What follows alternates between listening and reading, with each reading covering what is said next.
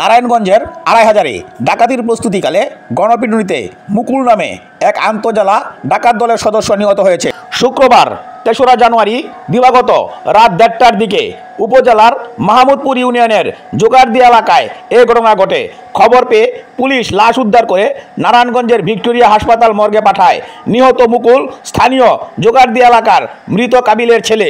Police ও প্রত্যক্ষদর্শীরা জানায়, শুক্রবার মধ্যরাতে সংঘবদ্ধ একটি ডাকাত দল জোগাড়দিয়া চকে স্থানীয় এক সেচ পাম্পের ড্রেনের উপর বসে ডাকাতির প্রস্তুতি নিচ্ছিল। স্থানীয় লোকজন টের পেয়ে চারপাশ থেকে বের হয়ে ডাকাত দলকে ঘেরাও দেয়। এক সময় ৭-৮ জন ডাকাত পালিয়ে যেতে সক্ষম হলেও ডাকাত মুকুলকে ধরে ফেলে এলাকাবাসী। পরে সেখানে বিক্ষুব্ধ জনতা মুকুলকে গণপিটুনি দিলে ঘটনাস্থলে সে নিহত হয়। আড়াইহাজার থানার ভারপ্রাপ্ত কর্মকর্তা ওসি এনায়েত হোসেন জানান, নিহত মুকুল আন্তজেলা ডাকাত দলের সদস্য। তার বিরুদ্ধে আড়াইহাজার সহ বিভিন্ন থানায় খুন, ডাকাতি সহ বেশ কিছু মামলা রয়েছে। ডেস্ক রিপোর্ট, মাটির মায়া টেলিভিশন।